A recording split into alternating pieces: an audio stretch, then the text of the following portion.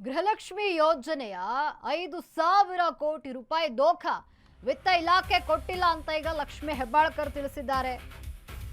ನೋಡಿ, ಗೃಹಲಕ್ಷ್ಮಿ ಯೋಜನೆ 5,000 ಕೋಟಿ ದೋಖ ಆಗಿದೆ, ವಿತ್ತ ಇಲಾಖೆ ಕೊಟ್ಟಿಲ್ಲ ಅಂತ ಲಕ್ಷ್ಮಿ ಹೆಬ್ಬಾಳ್ಕರ್ ಇಲ್ಲಿ ಕಣ್ಣೀರು ಹಾಕಿದ್ದಾರೆ. ಲಕ್ಷ್ಮಿ ಹೆಬ್ಬಾಳ್ಕರ್ ಕಣ್ಣೀರಿನ ರಹಸ್ಯವನ್ನ ಆರ್ ಅಶೋಕ್ ಬಿಚ್ಚಿಟ್ಟಿದ್ದಾರೆ. ಜನರ ಟ್ಯಾಕ್ಸ್ ದುಡ್ಡಿಂದ ಗ್ಯಾರಂಟಿ ಸಮಿತಿಗೆ ಕೋಟಿ ಕೋಟಿ ವೇತನ ಹೋಗ್ತಾ ಇದೆ. ಗ್ಯಾರಂಟಿ ಸಮಿತಿ ಅಧ್ಯಕ್ಷರಿಗೆ, ಉಪಾಧ್ಯಕ್ಷರಿಗೆ ಸರ್ಕಾರಿ ಬಂಗ್ಲಿ.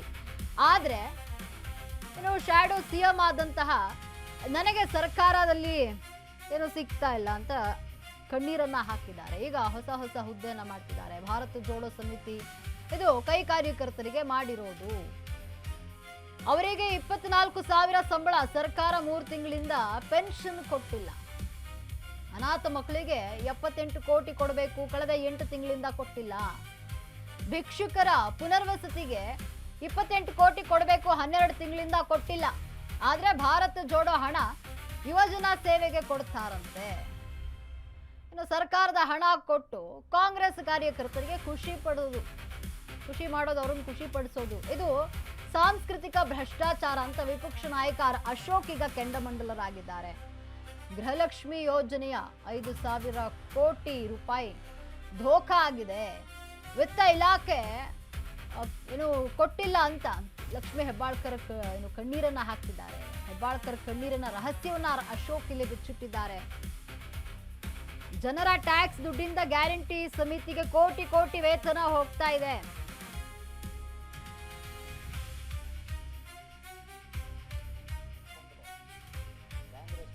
ಸಮಿತಿಗೆ ಗ್ಯಾರಂಟಿ ಯೋಜನೆಗಲ್ಲ, ಗ್ಯಾರಂಟಿ ಯೋಜನೆದು ಇನ್ನೂ 5,000 ಕೋಟಿ ಹಂಗೆ ಪೆಂಡಿಂಗ್ ಬಿದ್ದಿದೆ. ಗೃಹಲಕ್ಷ್ಮಿದು ಇನ್ನೂ 5,000 ಕೋಟಿ ಮೋಸ ಮಾಡಿದ್ದಾರೆ ರಾಜ್ಯ ಸರ್ಕಾರ. ಅವತ್ತಿನ ಮಂತ್ರಿಯಾಗಿದ್ದಂಥ ಶ್ರೀಮತಿ ಲಕ್ಷ್ಮಿ ಹೆಬ್ಬಾಳ್ಕರ್ ಅಸೆಂಬ್ಲಿಯಲ್ಲೇ ಕಣ್ಣೀರು ಹರಿಸಿದ್ರು. ನಂದೇನು ತಪ್ಪಿಲ್ಲ, ಫೈನಾನ್ಸ್ ಡಿಪಾರ್ಟ್ಮೆಂಟ್ ಅವರು ಹಣ ಕೊಟ್ಟಿಲ್ಲ ಅಂತೇಳಿ ಕಣ್ಣೀರು ಹಾಕಿದ್ರು. ಆದರೆ ಇದುವರೆಗೂ ಕೂಡ ಗೃಹಲಕ್ಷ್ಮಿ ಹಣ 5,000 ಕೋಟಿ ಅವರಿಗೆ ತಲುಪೇ ಇಲ್ಲ. 58,42,484 ರು ವಸತಿ ವೆಚ್ಚ, ಬರೀ ವಸತಿ. ಇದು ಏನು ಗ್ಯಾರಂಟಿ ಸಮಿತಿಯ ಅಧ್ಯಕ್ಷರಾದಂಥ ರೇವಣ್ಣವರಿಗೆ 58,42,484 ರು ವಸತಿ ಭತ್ಯೆ, ವಸತಿಗೆ ಮಾತ್ರ. ಒಬ್ಬರಿಗೆ ನಾನು ಹೇಳ್ತಾ ಇರೋದು, ಗ್ಯಾರಂಟಿ ಸಮಿತಿಯ ಅಧ್ಯಕ್ಷರಿಗೆ, ಉಪಾಧ್ಯಕ್ಷರಿಗೆ ಬೇರೆ. ಉಪಾಧ್ಯಕ್ಷರು 5 ಜನ, ಅವ್ರಿಗೂ ಮನೆ ಎಲ್ಲಿ? Minister bungalow. ಕಾಂಗ್ರೆಸ್ ಪಾರ್ಟಿನ ನಡೆಸೋಕ್ಕೋಸ್ಕರ ಜನರ ತೆರಿಗೆ ಹಣವನ್ನು, ರೈತರ ತೆರಿಗೆ ಹಣವನ್ನು ಅವ್ರಿಗೆಲ್ಲ ಕೊಡ್ತಾ ಇದ್ದಾರೆ. ಇಷ್ಟು ಜನಕ್ಕೆ ಕಾಂಗ್ರೆಸ್ ಅವ್ರಿಗೆ ಉದ್ಯೋಗ ಸಿಗ್ತಿದೆ, ಇಷ್ಟು ಜನಕ್ಕೆ ಉದ್ಯೋಗ. ಈಗ ಹೊಸದಾಗಿ ಮತ್ತೆ ಒಂದು ಉದ್ಯೋಗ ಕೊಡೋಕ್ಕೆ ಹೊರಟಿದ್ದಾರೆ. ರಾಹುಲ್ ಗಾಂಧಿ ಭಾರತ್ ಜೋಡೋ ಮಾಡಿದ್ರು. ರಾಹುಲ್ ಗಾಂಧಿ ಭಾರತ್ ಜೋಡೋ ಅಂದರೆ ಭಾರತವನ್ನು 4 ಭಾಗ ಮಾಡೋಕ್ಕೆ ಹೊರಟಿದ್ದವರು ಇವತ್ತು ಭಾರತ್ ಜೋಡೋ ಹೆಸರಿಟ್ಕೊಂಡು ಕರ್ನಾಟಕದಲ್ಲಿ ಸಮಿತಿ ಮಾಡ್ತಾರಂತೆ. ಭಾರತ್ ಜೋಡೋ ಮತ್ತು ಕಾಂಗ್ರೆಸ್ ಕಾರ್ಯಕರ್ತರಿಗೆ ಉದ್ಯೋಗ. ಅಲ್ಲೊಬ್ಬ ಟ್ರೈನರು, ಅವನಿಗೆ ಸಂಬಳ 24,000 ಸಂಬಳ. ಹೆಂಗೆ ನೇಮಕ ಮಾಡ್ತೀರ ಅವನಿಗೆ? ಬಾಣಂತಿಯರು ಕರ್ನಾಟಕದಲ್ಲಿ ಮರಣ ಮೃದಂಗ. ಬಾಣಂತಿಯರಿಗಂತೂ ಕರ್ನಾಟಕ ಸೇಫ್ ಅಲ್ಲ ಅಂತ ಘೋಷಣೆ ಆಗೋಟಿದೆ. ಬಾಣಂತಿಯರಿಗೆ ಸೇಫ್ ಅಲ್ಲ ಕರ್ನಾಟಕ. ಸಾವು ಔಷಧಿ, ಕಳಪೆ ಔಷಧಿ ಕೊಟ್ಟು ಸಾವುಗಳಾಗ್ತಾ ಇದೆ ಅಂತೇಳಿ ಎಲ್ಲ ಈಗಾಗಲೇ ಸತ್ತಿರೋ ಅಂಥ ಮನೆಯವರು ಕಣ್ಣೀರಿಡ್ತಾ ಇದ್ದಾರೆ. ಆಶಾ ಕಾರ್ಯಕರ್ತರು ಧರಣಿ ಮಾಡ್ತಾ ಇದ್ದಾರೆ. ಅವ್ರಿಗೆ ಹಣ ಕೊಡೋಕ್ಕೆ ಯೋಗ್ಯತೆ ಇಲ್ಲ. ಇವ್ರಿಗೆ ಕಳೆದ 3 ತಿಂಗಳಿಂದ ಪೆನ್ಷನ್ ಕೊಡಬೇಕಾಗಿತ್ತು ಬಡವರಿಗೆ. 3 ತಿಂಗಳಿಂದ ಪೆನ್ಷನ್ ಕೊಡೋಕ್ಕೆ ಯೋಗ್ಯತೆ ಇಲ್ಲ.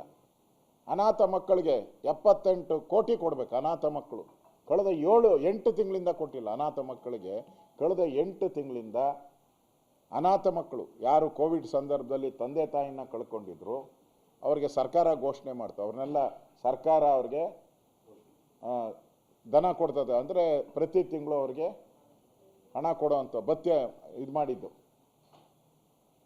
ಅವ್ರಿಗೆ 8 ತಿಂಗಳಿಂದ ಕೊಟ್ಟಿಲ್ಲ. 78 ಕೋಟಿ. ಇಲ್ಲಿ ನಮ್ಮ ಮಾಗಡಿ ರೋಡಲ್ಲಿರೋ ಭಿಕ್ಷುಕ ಕೇಂದ್ರಕ್ಕೆ ಪುನರ್ವಸತಿ ಭಿಕ್ಷುಕರ ಪುನರ್ವಸತಿ, ಅದಕ್ಕೆ 28 ಕೋಟಿ ಕೊಡಬೇಕು. ಅದು 12 ತಿಂಗಳಿಂದ ಕೊಟ್ಟಿಲ್ಲ. ಸಮಿತಿಗೆ ಗ್ಯಾರಂಟಿ ಯೋಜನೆಗಲ್ಲ, ಗ್ಯಾರಂಟಿ ಯೋಜನೆದು ಇನ್ನೂ 5,000 ಕೋಟಿ ಹಂಗೆ ಪೆಂಡಿಂಗ್ ಬಿದ್ದಿದೆ. ಗೃಹಲಕ್ಷ್ಮಿದು ಇನ್ನೂ 5,000 ಕೋಟಿ ಮೋಸ ಮಾಡಿದ್ದಾರೆ ರಾಜ್ಯ ಸರ್ಕಾರ. ಅವತ್ತಿನ ಮಂತ್ರಿ ಆಗಿದ್ದಂಥ ಶ್ರೀಮತಿ ಲಕ್ಷ್ಮೀ ಹೆಬ್ಬಾಳ್ಕರ್ ಏನು ಗೃಹಲಕ್ಷ್ಮಿ ಯೋಜನೆಯ 5,000 ಕೋಟಿ ಧೋಖಾ ಆಗಿದೆ, ವಿತ್ತ ಇಲಾಖೆ ಕೊಟ್ಟಿಲ್ಲ ಅಂತ ಲಕ್ಷ್ಮಿ ಹೆಬ್ಬಾಳ್ಕರ್ ಇಲ್ಲಿ ಕಣ್ಣೀರು ಹಾಕ್ತಿದ್ದಾರೆ. ಹೆಬ್ಬಾಳ್ಕರ್ ಕಣ್ಣೀರ ರಹಸ್ಯವನ್ನ ಈಗ ಅಶೋಕ್ ಬಿಚ್ಚಿಟ್ಟಿರುವಂಥದ್ದು. ಏನು ಜನರ ಟ್ಯಾಕ್ಸ್ ದುಡ್ಡಿನಿಂದ ಗ್ಯಾರಂಟಿ ಸಮಿತಿಗೆ ಕೋಟಿ ಕೋಟಿ ಹಣ ಹೋಗ್ತಾ ಇದೆ. ಇಲ್ಲಿ ಗ್ಯಾರಂಟಿ ಸಮಿತಿ ಅಧ್ಯಕ್ಷರಿಗೆ ಉಪಾಧ್ಯಕ್ಷರಿಗೆ ಸರ್ಕಾರಿ ಬಂಗ್ಲೆ ಇದೆ, ಆದರೆ ಏನು ಶಾಡೋ ರೀತಿ ಸಿಎಂ ಇದ್ದು ಸರ್ಕಾರ ಬಂಗಲೆ ಕೊಟ್ಟಿಲ್ಲ. ಈಗ ಹೊಸ ಹುದ್ದೆ ಮಾಡೋಕೆ ಹೊರಟಿದ್ದಾರೆ ಡಿ ಕೆ ಸರ್ಕಾರ.